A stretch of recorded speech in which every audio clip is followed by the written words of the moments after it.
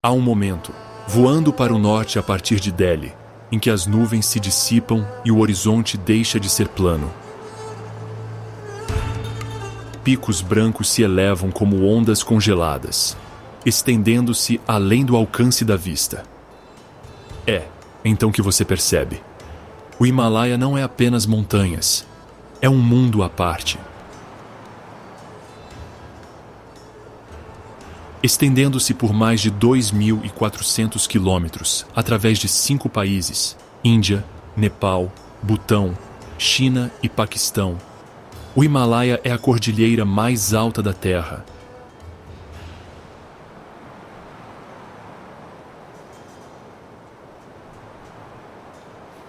Abriga todos os 14 picos do mundo com mais de 8.000 metros de altitude, incluindo o Everest, o cume mais alto. Mas além desses números, existe algo ainda maior. Toda uma civilização moldada pela altitude, pelo silêncio e pela sobrevivência.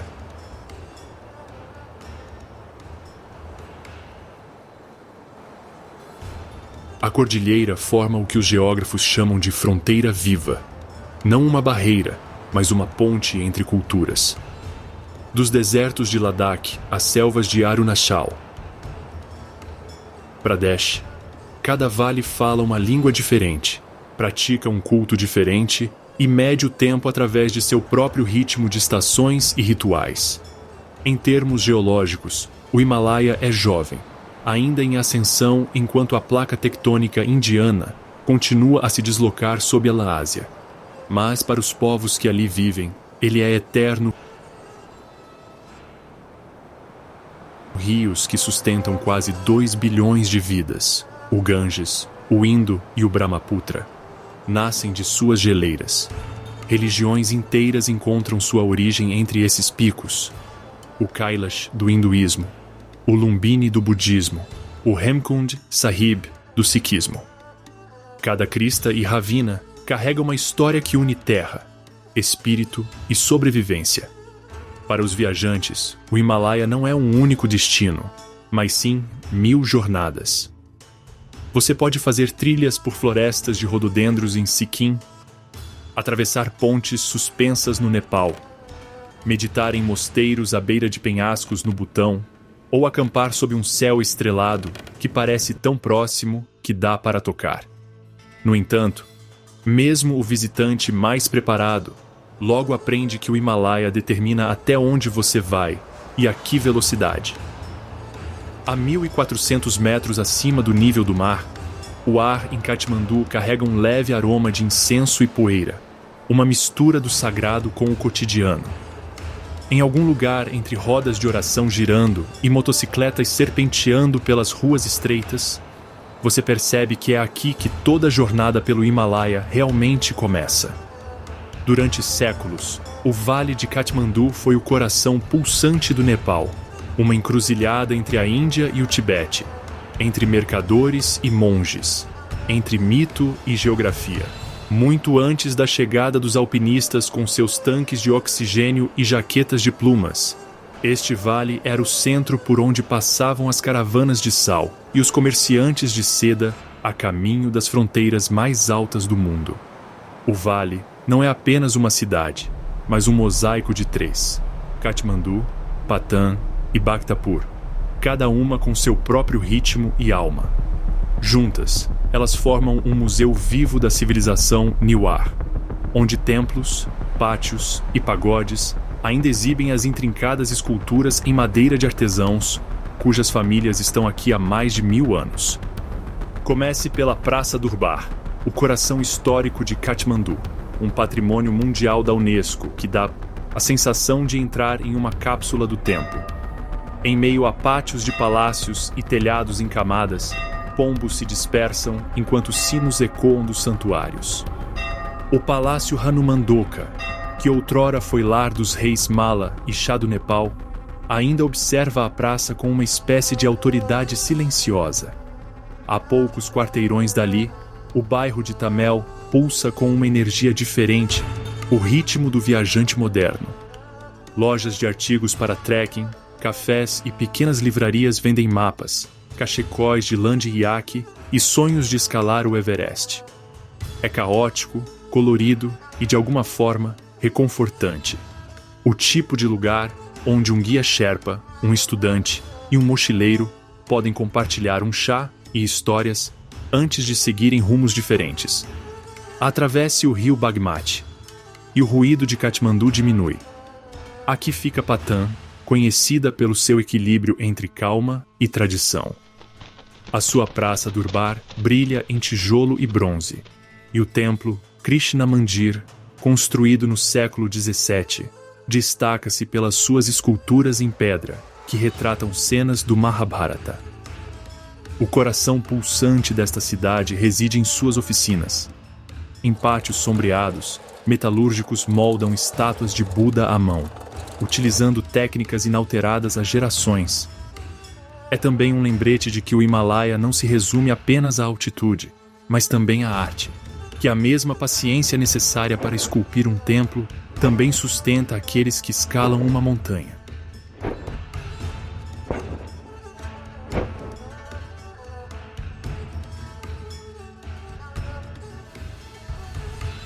De praticamente qualquer lugar em Katmandu, é possível avistar Swayambhunath, mais conhecido como o Templo dos Macacos, uma estupa branca coroada com os olhos oniscientes de Buda, que observam em todas as direções.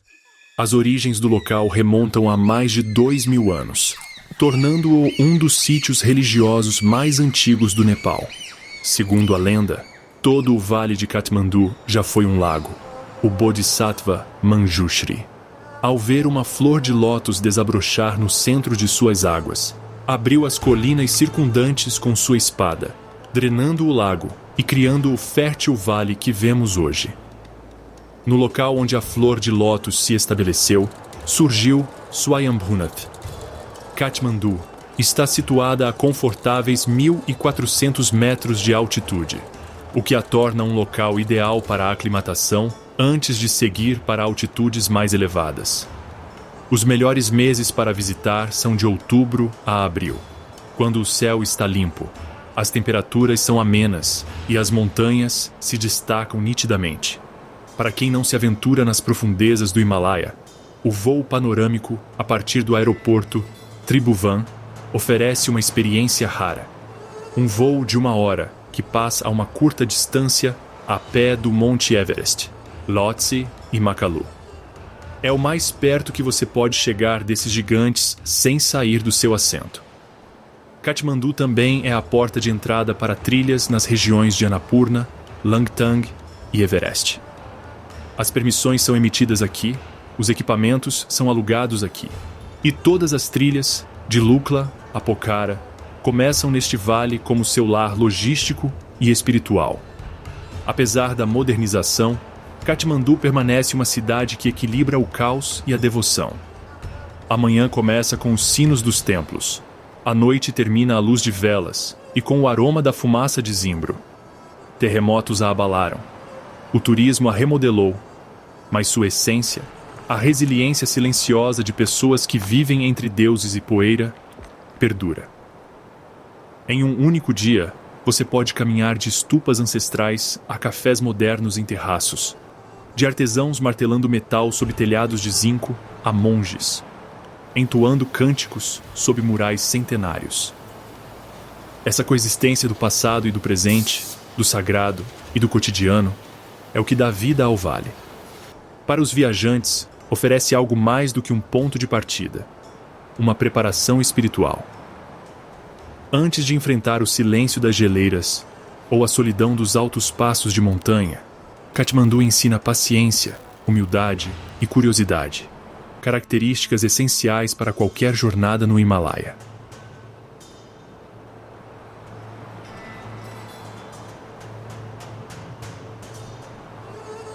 A jornada até a montanha mais alta do mundo não começa com uma escalada, mas sim com um voo. Partindo de Katmandu, um pequeno avião bimotor decola na névoa matinal, traçando as cristas em direção ao norte. Em apenas 40 minutos, o vale plano dá lugar a penhascos íngremes, desfiladeiros profundos e neve que parece tocar o céu. A pista de pouso do aeroporto de Lukla, oficialmente conhecido como Aeroporto Tenzing Hillary, surge à vista como um desafio, empoleirada a 2.860 metros de altitude, construída em uma encosta e terminando abruptamente contra uma parede rochosa. É frequentemente chamado de o aeroporto mais perigoso do mundo, mas para os caminhantes, é a única porta de entrada para o Everest. Assim que as rodas do avião derrapam na curta pista, aplausos enchem a cabine, um suspiro compartilhado de alívio e entusiasmo. Você chegou à porta de entrada do Khumbu, lar dos Sherpas, e ponto de partida de uma das jornadas mais icônicas da Terra. Partindo de Lukla, a trilha começa suavemente, serpenteando por florestas de pinheiros e pontes suspensas que cruzam o rio Dudkoshi, o Rio do Leite, assim chamado por suas águas brancas e espumosas.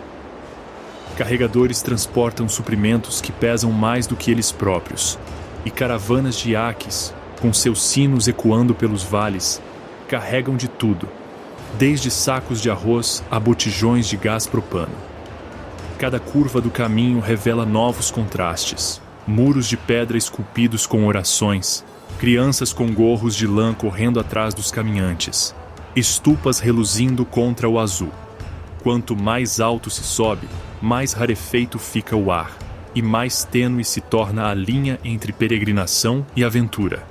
Após 2 dias de subida constante, a trilha se abre para Namche Bazar, a capital do mundo Sherpa. Construída em um anfiteatro natural a 3.440 metros de altitude, a cidade funciona como mercado e ponto de encontro, onde alpinistas, comerciantes e monges se cruzam. Lojas vendem jaquetas de plumas, carregadores solares e queijo de iaque artesanal. Lan houses convivem com mosteiros e o aroma do café fresco se mistura com a fumaça do zimbro. Namche também é uma parada crucial para a aclimatação, onde os viajantes passam 1 ou 2 dias se adaptando antes de seguirem para altitudes mais elevadas. Uma curta caminhada até o Everest View. Hotel recompensa os viajantes com a primeira visão clara do Monte Everest, com seu cume triangular recortando o horizonte a 8.848 metros. Para a maioria, é um momento emocionante, o primeiro vislumbre de uma montanha sobre a qual leram a vida toda.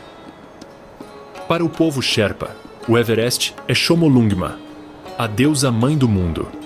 Para os nepaleses, é Sagarmatha, a deusa do céu.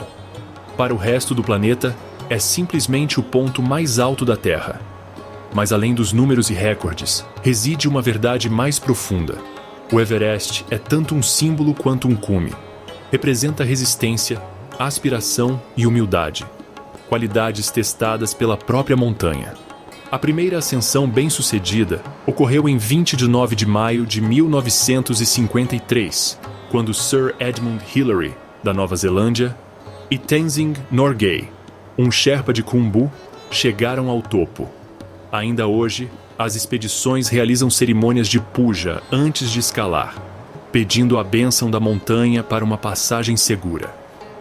Os alpinistas Sherpas, muitas vezes os heróis anônimos de cada ascensão, constroem as rotas, carregam as cargas e guiam os alpinistas através da cascata de gelo de Khumbu, uma das seções mais perigosas da Terra. No entanto, Sherpa não é uma profissão. É um grupo étnico que significa povo do leste, em referência à sua migração ancestral do Tibete Oriental. Sua cultura, língua e religião são distintas, enraizadas no budismo tibetano e moldadas pela vida em altitudes extremas. A caminhada de Namche até o acampamento base do Everest leva cerca de 1 semana, dependendo do ritmo e das condições climáticas. A cada dia, as trilhas sobem mais alto, passando por Tengboche, Dingboche e Lobuche, atravessando florestas de rododendros, que gradualmente dão lugar a rochas áridas e gelo. Em Tengboche, o mosteiro se ergue contra o pano de fundo do Everest, Lhotse e Ama Dablam. Uma vista tão perfeita que parece pintada. Os cânticos dos monges ecoam pelo ar frio, enquanto os excursionistas saboreiam chá com manteiga, agasalhados contra o vento da montanha. Mais acima, a vida se torna mais simples, mais lenta. Casas de chá oferecem refeições quentes e abrigo, chalés de madeira, aquecidos por fogões a esterco de iaque, onde estranhos se tornam amigos em torno de tigelas de sopa de macarrão. A eletricidade é limitada, o Wi-Fi instável, mas a contrapartida é o silêncio. Uma quietude rara e cristalina que só existe em lugares altos.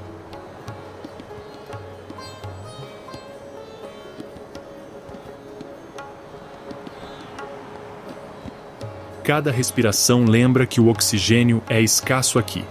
O acampamento base fica a 5.364 metros de altitude. A geleira estala sob suas botas. Barracas coloridas pontilham o gelo e alpinistas se preparam para semanas de aclimatação antes de tentar o cume. Para a maioria dos excursionistas, chegar a este ponto é o objetivo, não conquistar o Everest, mas estar a seus pés e sentir sua imensidão. O que torna a região do Everest extraordinária não é apenas a altitude, mas a coexistência do desafio e da hospitalidade. Numa terra onde tudo precisa ser carregado ou transportado por via aérea, o calor de uma casa Sherpa parece monumental. Refeições de dal bhat, arroz e lentilhas, mantêm os caminhantes abastecidos, enquanto a saudação tradicional, Tashi Delek, que significa boa sorte, ecoa de uma aldeia para outra. Há um ritmo nos dias. O ranger das botas no gelo, o ondular das bandeiras de oração, o estrondo das avalanches em algum lugar distante. Entre o Nepal e o Butão, aninhada nas dobras do Himalaia Oriental, encontra-se Sikkim, um estado tão compacto que se pode atravessá-lo em um dia, mas tão rico que parece um mundo à parte. Elevando-se de vales subtropicais a passos cobertos de neve, Sikkim é onde o Himalaia troca sua imponência austera por uma beleza mais suave e verdejante. No coração de Sikkim está Gangtok, a capital, uma cidade que se agarra em costas íngremes a cerca de 1.600 metros de altitude, onde cada rua parece levar a uma vista deslumbrante.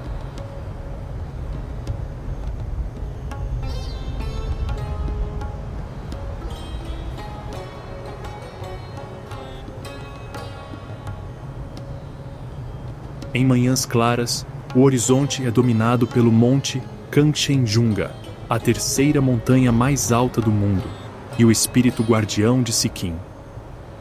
Os habitantes locais começam o dia com uma reverência em direção aos seus picos, um gesto de silenciosa reverência antes que o ruído dos mercados tome conta.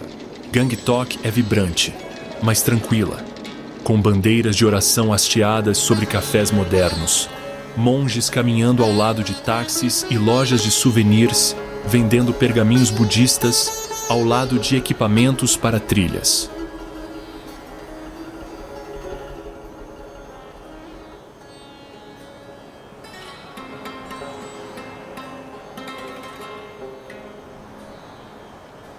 O calçadão MG Marg, o coração da cidade para pedestres, captura essa mistura perfeitamente. Limpo, colorido e repleto de conversas. A uma curta distância de carro de Gangtok, através de vales envoltos em névoa e estradas sinuosas, encontra-se o mosteiro de Rumtek, um dos centros mais importantes do budismo tibetano fora do Tibete. Construído no século XVIII e posteriormente restaurado, sob a orientação do 16º Karmapa, Rumtek serve como sede principal da escola Karma Kagyu, uma das 4 principais tradições do budismo tibetano. Do pátio, avistam-se os telhados de Gangtok, reluzindo lá embaixo, com rodas de oração tilintando suavemente na brisa da montanha. Lá dentro, murais explodem em cores, mandalas, divindades protetoras e estátuas douradas, brilhando sob a luz tênue de lamparinas de manteiga. O som de jovens monges recitando escrituras preenche o ar, rítmico e incessante, como o pulsar das montanhas. A força de Sikkim reside na sua diversidade. Aqui, 3 principais grupos étnicos, Lepcha, Bhutia e Nepali, coexistem em harmonia, influenciando tudo, desde festivais à gastronomia. Os Lepchas, considerados os habitantes originais da região, se autodenominam Rongkup, ou Filhos dos Picos Nevados. Suas antigas tradições animistas ainda sobrevivem em rituais na floresta e canções folclóricas que falam dos rios como ancestrais e das montanhas como guardiãs. Os Bhutias, de origem tibetana, trouxeram a cultura monástica e a escrita tibetana. Sua influência é visível na arquitetura de Sikkim. Estupas caiadas de branco, molduras de janelas pintadas de vermelho e dourado, e bandeiras de oração amarradas em cada passagem. Os nepaleses, que chegaram mais tarde, trouxeram novas línguas, artesanato e sabores, transformando Sikkim em um dos cantos da Índia com maior mistura cultural.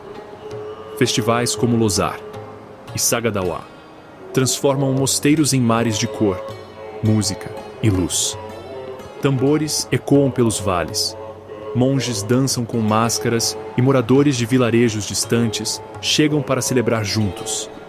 Partindo de Gangtok, a estrada sobe em direção ao norte, através de florestas de pinheiros e magnólias, cruzando rios caudalosos e cachoeiras que parecem jorrar diretamente das nuvens.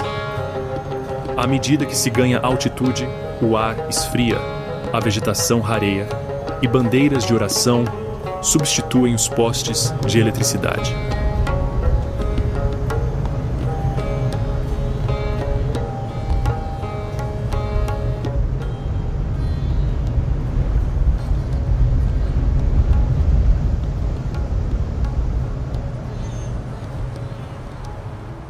A cerca de 3.500 metros de altitude, chega-se ao vale de Yumthang, conhecido como o Vale das Flores. Na primavera, é um dos espetáculos mais deslumbrantes do Himalaia Oriental. Um tapete de rododendros, prímulas e papoulas azuis, que se estende pelo vale, emoldurado por picos nevados. Mais de 24 espécies de rododendros florescem aqui, transformando a paisagem num mosaico de rosas, vermelhos e roxos. O vale está situado dentro do Santuário de Rododendros de Singba, parte da rica rede de ecossistemas protegidos de Sikkim. De maio a junho, a região pulsa com vida, com iaques pastando junto aos rios, abelhas zumbindo sobre as flores alpinas e nuvens passando pelos prados. Sikkim é um destino cada vez mais popular para caminhantes e amantes da natureza, oferecendo rotas que equilibram desafio e paisagens deslumbrantes. A trilha Dzongri Goetchala, com início em Yuksom, é a mais famosa, proporcionando vistas de tirar o fôlego do Kangchenjunga e dos picos vizinhos. Para quem prefere viagens mais tranquilas, as hospedagens em casas de famílias culturais em vilarejos como Lachung e Lachen, oferecem um vislumbre da vida nas montanhas, noites ao redor da fogueira na cozinha, chá com manteiga fumegando em tigelas de madeira e histórias de iaques, divindades e tempestades de neve que duraram meses. Os entusiastas da vida selvagem podem avistar pandas vermelhos, monais do Himalaia e até mesmo o esquivo leopardo das neves nos santuários de alta altitude de Sikkim.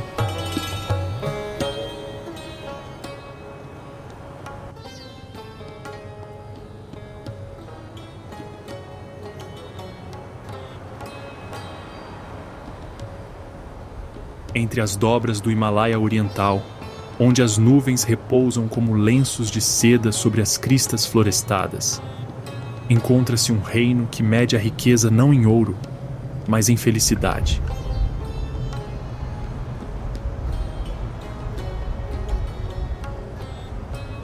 O Butão, a terra do dragão do trovão, É um lugar onde o tempo passa de forma diferente, como se as próprias montanhas ditassem o ritmo da vida. A descida para o Vale de Paro parece quase mítica, um breve vislumbre de campos verde esmeralda, emoldurados por casas caiadas de branco com janelas pintadas, e então uma pista escavada na própria terra. Apenas um punhado de pilotos no mundo são certificados para pousar aqui, serpenteando entre paredões que parecem se fechar à medida que o avião mergulha e faz curvas. Não é apenas um pouso, é um rito de passagem para um mundo que escolheu a quietude em vez da velocidade. Partindo de Paro, a trilha sobe em direção a um dos santuários mais extraordinários do mundo, Paro Taktsang, o mosteiro Ninho do Tigre. Erguido a 3.120 metros acima do nível do mar, ele se agarra a um penhasco íngreme como um guardião entre a terra e o céu. A lenda conta que Guru Rinpoche, o fundador do budismo tibetano, voou até aqui nas costas de uma tigresa e meditou em uma caverna por 3 anos, 3 meses e 3 dias. Hoje, os peregrinos ainda sobem o caminho de pedra em silêncio, girando rodas de oração enquanto a fumaça do zimbro se espalha pelo ar rarefeito. Cada passo parece mais pesado, não pela altitude, mas pela reverência, pela sensação de caminhar dentro de um mito vivo. O próprio mosteiro é uma obra-prima de devoção. Seus telhados dourados reluzem contra o granito, suas varandas de madeira contemplam um mar de nuvens. Monges se movem silenciosamente pelos corredores iluminados por lamparinas de manteiga, seus cânticos se misturando ao vento. Nenhum som é desperdiçado aqui. Cada sussurro é uma oração. Cada eco um lembrete de que a espiritualidade no Butão não é praticada. Ela é vivida. Mais a leste, Thimphu, a capital, é ao mesmo tempo cidade e declaração. Sem semáforos, apenas sinais de mão. Sem outdoors, apenas murais de divindades e dragões. É uma das poucas capitais do mundo onde o ar parece sagrado, onde a vida moderna flui sem atropelar o passado. Em cafés, jovens butaneses mexem em seus smartphones antes de se curvarem aos mais velhos com seus trajes tradicionais, o Go e o Kira. Do outro lado da rua, monges entram em seus mosteiros com laptops escondidos sob as vestes. O antigo e o novo coexistem, não em competição, mas em uma conversa silenciosa. A filosofia do Butão, a felicidade interna bruta, uma ideia ao mesmo tempo idealista e profunda, é a sua bússola. Ela valoriza o bem-estar acima da riqueza, a cultura acima do consumo e o meio ambiente acima da expansão.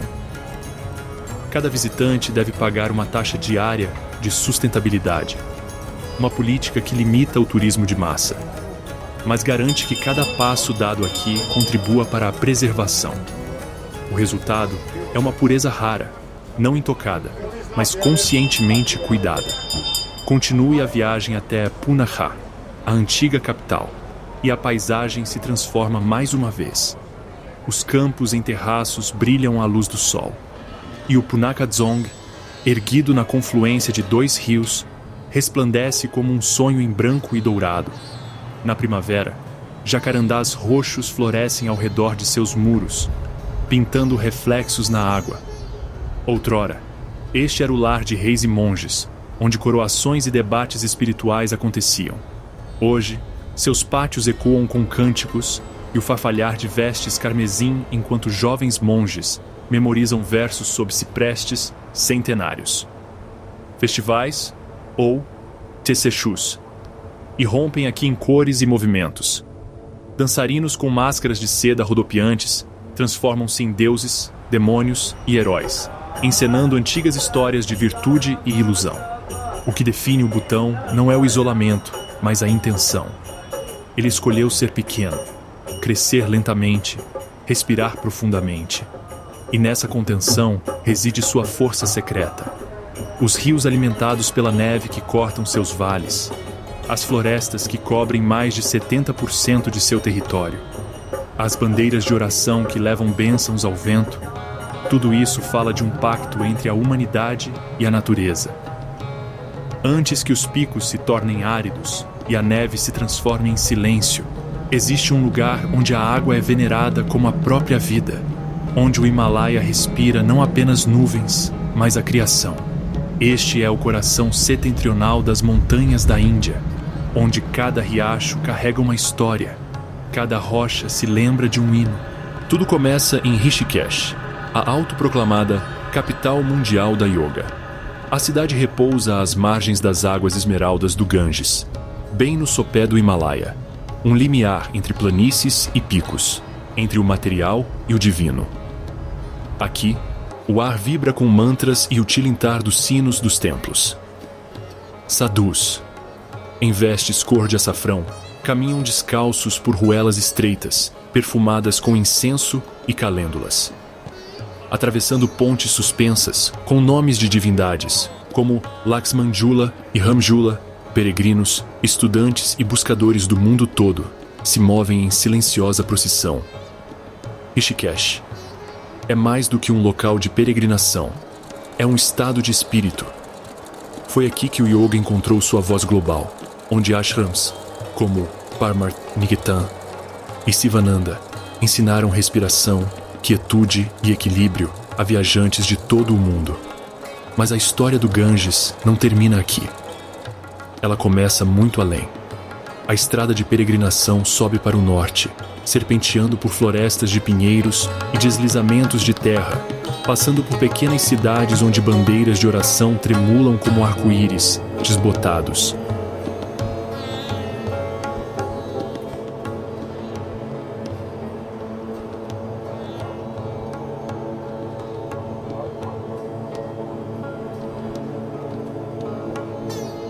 A jornada leva a Gangotri, uma vila sagrada a quase 3.100 metros acima do nível do mar, onde se diz que a deusa desceu do céu pela primeira vez.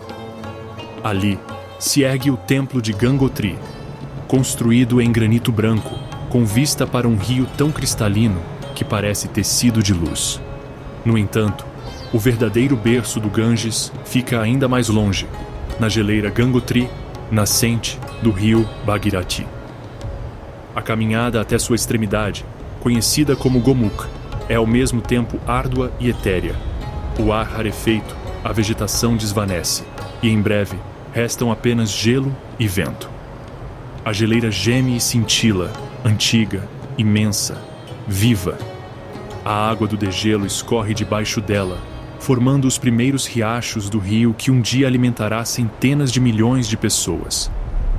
Para os peregrinos que fazem essa jornada, não se trata apenas de geografia, trata-se de gênese.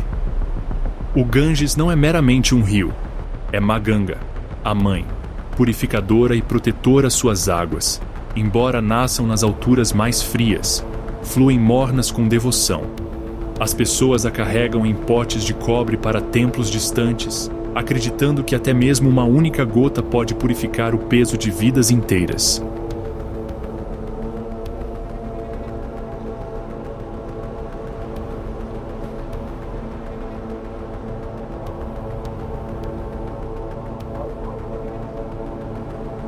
Depois de Gangotri, a estrada curva-se para o oeste em direção a outro santuário de neve e espiritualidade, Kedarnath. A mais de 3.500 metros de altitude, o templo do Senhor Shiva ergue-se solitário contra uma muralha de picos, reconstruído inúmeras vezes com pedra e fé. Em torno desses vales, aventura e ascetismo se entrelaçam.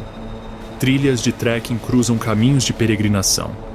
Praticantes de rafting compartilham o mesmo rio que leva cinzas sagradas ao mar. De Dev Prayag, onde o Bhagirathi encontra o Alaknanda para formar o Ganges, a Rishikesh, onde buscadores se sentam em posição de lótus à beira do rio. Ele une opostos, devoção e ousadia, serenidade e luta. A mais de 3.500 metros acima do nível do mar, Ladakh parece menos parte da Índia e mais outro planeta.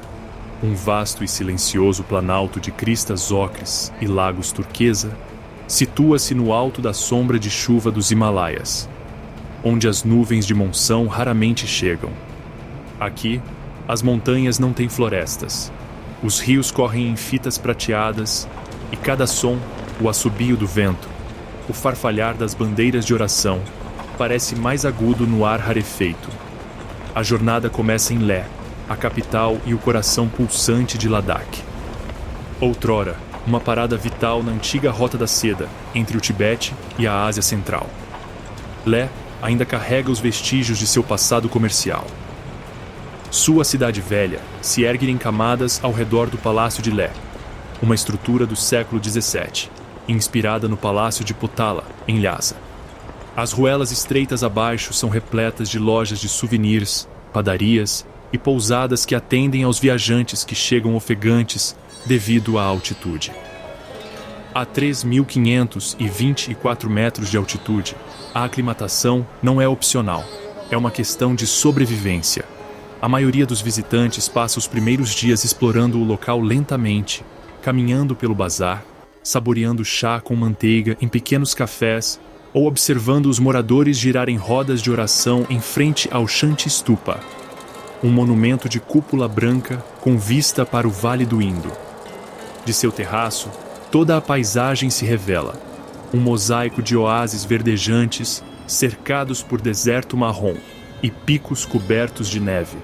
Leh é também o ponto de partida da maioria das expedições, desde rotas de motociclismo que cruzam algumas das estradas mais altas do mundo, até caminhadas que seguem trilhas antigas, até mosteiros remotos. A cultura de Ladakh é profundamente budista tibetana, e seus mosteiros, ou gompas, não são apenas locais de culto, mas também centros de aprendizado e arte. O mais famoso deles, o Mosteiro de Hemis, fica a 45 quilômetros de Leh. Fundado no século XVII, ele abriga o festival anual de Hemis, onde monges mascarados realizam danças sagradas que reencenam o triunfo do bem sobre o mal. Tambores ecoam pelo vale, trompas soam e o ar se enche com o aroma de incenso e zimbro.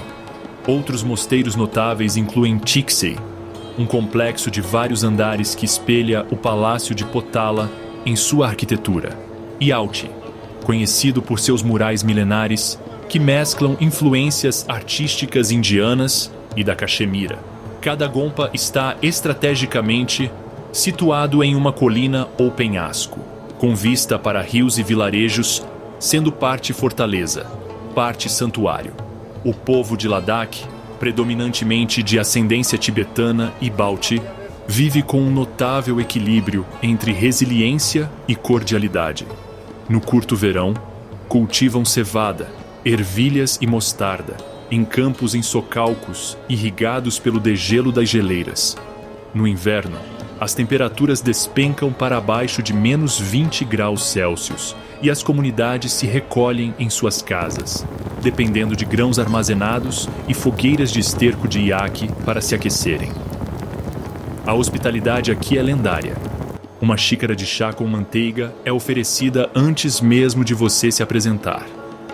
Nenhuma imagem define Ladakh tão bem quanto Pangong Tso, um lago que se estende por quase 135 quilômetros, na fronteira entre a Índia e a China. A uma altitude de 4.350 metros, suas águas são salinas e sem vida, mas incrivelmente vibrantes. Dependendo da hora e do ângulo do sol, o lago muda de cor. Azul profundo ao amanhecer, turquesa ao meio-dia e bronze sob as nuvens da noite. A viagem de Leh a Pangong atravessa o Passo Changla, uma das estradas transitáveis mais altas do mundo. O percurso é árduo, mas hipnotizante, com cristas imponentes, vales repentinos, rebanhos de iaques e, ocasionalmente, comboios do exército. Quando o lago surge, rodeado por montanhas refletidas na sua superfície tranquila, o silêncio parece quase sagrado. Acampar perto de Pangong tornou-se uma experiência emblemática de Ladakh. As noites são frias, mas o céu é luminoso e estrelado. Para os viajantes aventureiros, Ladakh é um paraíso de extremos. O passo Khardungla, outrora considerado a estrada transitável mais alta do mundo, eleva-se a 5.359 metros e liga Leh ao Vale de Nubra. Atravessá-lo é como passar de um planeta para outro. O deserto rochoso dá lugar a dunas de areia e as suaves curvas do rio Shyok, camelos, bactrianos, descendentes das caravanas da Rota da Seda, pastam nas dunas de Hunter, acrescentando um contraste quase surreal aos picos nevados ao redor. Nos últimos anos, Ladakh tornou-se um ponto de referência para trekking e ciclismo de montanha, especialmente em rotas como o Vale de Markha e o acampamento base de Stok Kangri. O ar pode ser rarefeito, mas a sensação de imensidão, de um espaço intocado pelo ruído ou pelo tempo, é inebriante. No inverno, o rio Zanskar congelado transforma-se no caminho da trilha de Shadar, ligando aldeias remotas por meio do gelo. Apesar do seu ambiente hostil, Ladakh abriga uma surpreendente variedade de vida selvagem. Os planaltos de alta altitude são o lar do carneiro azul do Himalaia, do asno selvagem tibetano e, com muita sorte, do esquivo leopardo das neves. O Parque Nacional de Hemis, com mais de 4.000 km², é um dos melhores lugares do mundo para avistar esse fantasma das montanhas. Os esforços de conservação na região concentram-se em equilibrar o turismo com os ecossistemas frágeis, um desafio à medida que as mudanças climáticas alteram os padrões de queda de neve e de água-ONGs locais. E a comunidade também abraçaram o ecoturismo, incentivando hospedagens familiares, que geram renda e, ao mesmo tempo, preservam a cultura Ladakhi. Energia solar, banheiros de compostagem e programas de redução de resíduos agora fazem parte da filosofia de viagem da região. Um reflexo da mesma sustentabilidade que define a vida aqui. A beleza de Ladakh reside não apenas em suas paisagens, mas também em seu silêncio. Há algo de humilhante em estar a 5.000 metros de altitude e perceber o quão pequeno você é diante de tamanha imensidão. Os ventos do deserto carregam histórias de comerciantes, monges e andarilhos que por ali passaram muito antes do primeiro jipe sequer subir essas estradas. Mas o que você acha? Deixe sua opinião nos comentários abaixo e não deixe de explorar as maravilhas do Paquistão também.